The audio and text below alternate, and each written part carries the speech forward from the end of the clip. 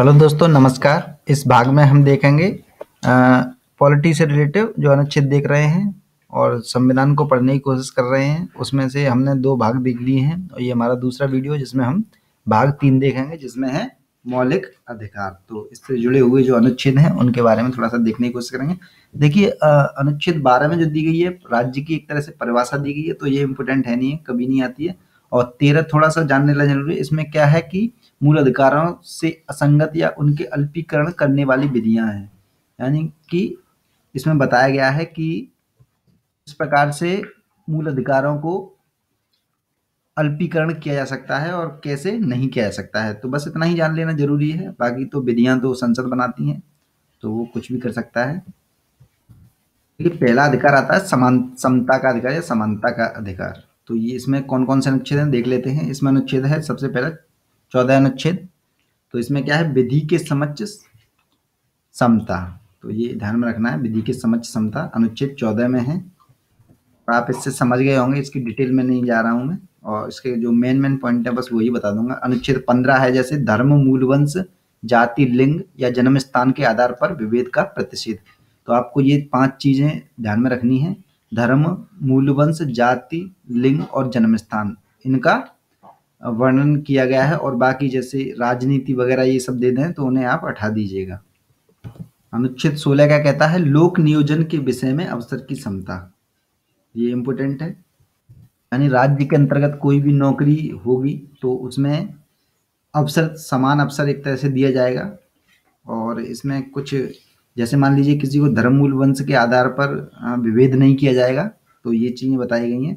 और आरक्षण वगैरह अगर मिलता है किसी को तो वो इसके अंतर्गत नहीं आता है, क्योंकि आरक्षण भी एक तरह से समानता लाने के लिए ही दिया जा रहा है। तो ये थोड़ा सा पॉइंट ध्यान में रखना है। 16 में क्या है, लोक नियोजन के विषय में अवसर की समता। अनुच्छेद जो 17 बहुत ही ज्यादा इंपोर्टेंट है। इसमें दिया गया है अस्पृश्यता का अंत। तो इतना ही ध्यान में रखें, समझ गए होंगे आप, ज्यादा चीजें नहीं है। अस्पृश्यता का अंत 17 में है। और 18 आपका क्या है, उपाधियों का अंत। यानी कोई भी राज्य से संबंधित व्यक्ति है, विदेशों से उपाधियां प्राप्त नहीं करेगा, और कर भी लेता है, इसमें फिर बाद में दिया गया, कर भी लेता है तो उसको अपने नाम के आगे नहीं लगाएगा। जैसे कि मान लीजिए सचिन तेंदुलकर को एक तरह से कई बाहर की यूनिवर्सिटी ने एक तरह से मानद उपाधि दी है, या राष्ट्रपति को या प्रधानमंत्री को जो देते हैं मानद उपाधि, तो उनके नाम के आगे नहीं लगाएगा। तो यही ध्यान में रखना है बस, उपाधियों का अंत, यानी उपाधियों का अंत किया गया है। तो समता के अधिकार के अंतर्गत जो है 14 से लेके 18 तक अनुच्छेद आते हैं। अभी ये है स्वतंत्रता का अधिकार, समानता के बाद स्वतंत्रता का अधिकार। तो इसमें कौन कौन सा है, 19 है, बहुत ही ज्यादा इंपोर्टेंट है। वाक स्वतंत्रता आदि विषय कुछ अधिकारों का संरक्षण, ये दिया गया है इसमें। अब इसमें क्या क्या है ये देख लेते हैं। सभी नागरिकों को जो है वाक स्वतंत्रता और अभिव्यक्ति की स्वतंत्रता का अधिकार दिया गया है। शांतिपूर्वक एवं निरायुध सम्मेलन का अधिकार दिया गया है। संगम या संघ बनाने का अधिकार दिया गया है। भारत के राज्य क्षेत्र में सर्वत्र आबाद संचरण, यानी कहीं भी जाने आने जाने का और बस जाने का अधिकार दिया गया है। इसमें जम्मू कश्मीर थोड़ा सा अपवाद है, क्योंकि वहां पर जो है आप जमीन नहीं खरीद सकते हैं, लेकिन घूमने के लिए तो जाते ही हैं, नॉर्मल सी बात है। और आगे यही चीजें हैं। बाकी जो कोई भी वृत्ति, उपजीविका, व्यापार, कारोबार करने का अधिकार जो है, तो ये इम्पोर्टेंट नहीं है ज्यादा। और प्रेस की स्वतंत्रता जो आती है अनुच्छेद 19 के तहत ही आती है, ये थोड़ा सा ध्यान में रखना है। और बाकी का तो आप इसी प्रकार अनुच्छेद 21 को देख लेते हैं। ये बहुत ही ज्यादा इम्पोर्टेंट है। प्राण और दैहिक स्वतंत्रता का संरक्षण। प्राण और दैहिक स्वतंत्रता का संरक्षण। और प्राण और दैहिक स्वतंत्रता के अंतर्गत ही अनुच्छेद 21 का के अंतर्गत ही शिक्षा का अधिकार मिला हुआ है। ये ध्यान में रखना है। शिक्षा का अधिकार क्या है, मौलिक अधिकार है। और इसमें कहा गया है कि 6 से 14 वर्ष के बच्चों को शिक्षा देना एक तरह से अनिवार्य है। इसी प्रकार अनुच्छेद 22 देख लेते हैं। कुछ दशाओं में गिरफ्तारी और निरोध से संबंध से संरक्षण। तो ये ध्यान में रखना है। देखिए, इसमें जो महत्वपूर्ण चीज है, प्रत्येक व्यक्ति को जो गिरफ्तार किया गया है और अभिरक्षा में निरुद्ध रखा गया है। गिरफ्तारी के स्थान से मजिस्ट्रेट के न्यायालय तक यात्रा के लिए आवश्यक समय को छोड़कर ऐसी गिरफ्तारी से 24 घंटे की अवधि में निकटतम मजिस्ट्रेट के पास उपस्थित कराना, एक तरह से पेश करना जरूरी है। यानी 24 घंटे के अंदर उसे पेश करना जरूरी है। तो ये ध्यान में रखना है।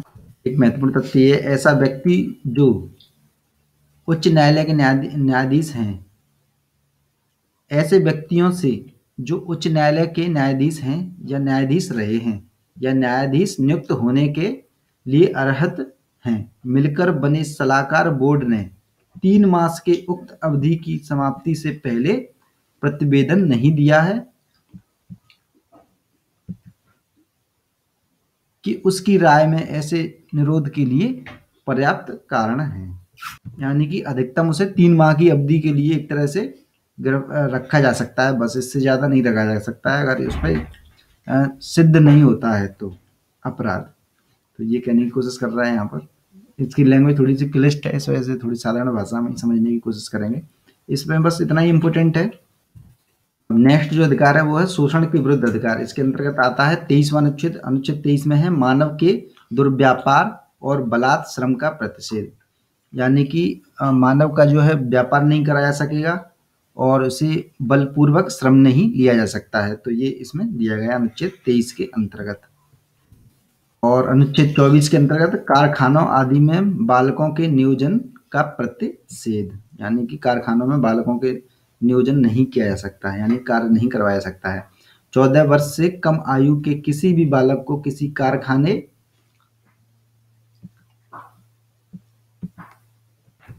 या खान में काम करने के लिए नियोजित नहीं किया जा सकता है। तो ये इम्पोर्टेंट है, ध्यान में रखना है। धर्म की स्वतंत्रता का अधिकार देख लेते हैं इसमें। इसमें जो 25वां है अंतःकरण की और धर्म के अबाध रूप से मानने, आचरण और प्रचार करने की स्वतंत्रता के बारे में बताया गया है। इसी के अंतर्गत अनुच्छेद 25 के अंतर्गत कृपाण धारण करने की जो सिख धर्म में जो समझा गया है उसका अंग एक तरह से ये माना गया है। तो ये ध्यान में रखना, कृपाण रखने की जो धारणा है वो एक तरह से अनुच्छेद 25 में छूट दी गई है। अनुच्छेद 26 में है धार्मिक कार्यों के प्रबंध की स्वतंत्रता। ये इम्पोर्टेंट नहीं है ज़्यादा। 27वां है आपका किसी विशिष्ट धर्म की अभिवृद्धि के लिए करों के समुदाय के बारे में स्वतंत्रता। यानी कि जो एक तरह से धर्म से रिलेटिव जो भी हम दान करते हैं तो उस पर टैक्स में जो छूट मिल जाती है तो वो किस अनुच्छेद के तहत आता है? अनुच्छेद 27 के अंतर्गत। तो इसे थोड़ा सा ध्यान में रखें बिल्कुल। और 28 में दिया है कुछ शिक्षा संस्थानों में धार्मिक शिक्षा या धार्मिक उपासना में उपस्थिति होने के बारे में स्वतंत्रता। जैसे कि आपने हमेशा देखा होगा अक्सर राष्ट्रगान या धार्मिक राष्ट्रगान जैसी चीज नहीं आएंगी इसमें। इसमें जो धर्म से रिलेटिव जो भी कार्यक्रम होंगे उसमें कोई व्यक्ति जाए या ना जाए उसकी विवेक पर एक तरह से निर्भर करता है। तो ये ध्यान में रखना है।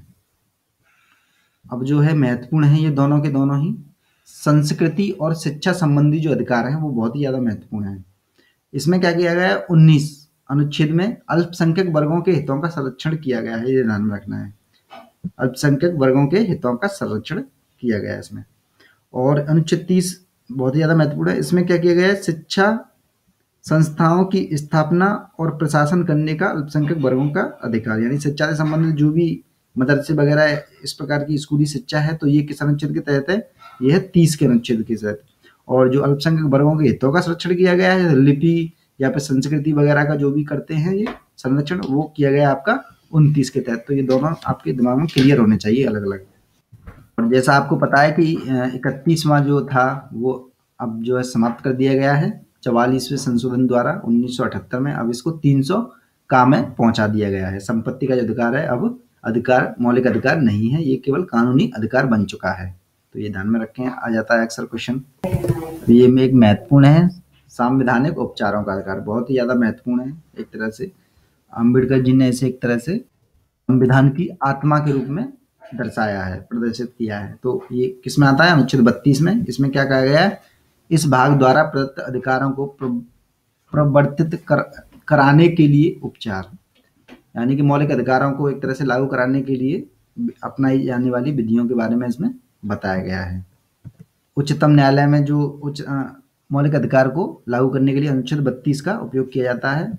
और आपको पता होगा उच्च न्यायालय में जो किया जाता है वो अनुच्छेद 226 के तहत किया जाता है। और इससे आगे के जो है 33, 34, 35 ये जो अनुच्छेद हैं वो आपके सेना से संबंधित हैं, उनको एक तरह से अपस्पा वगैरह जो भी चीज़ें लगती हैं वो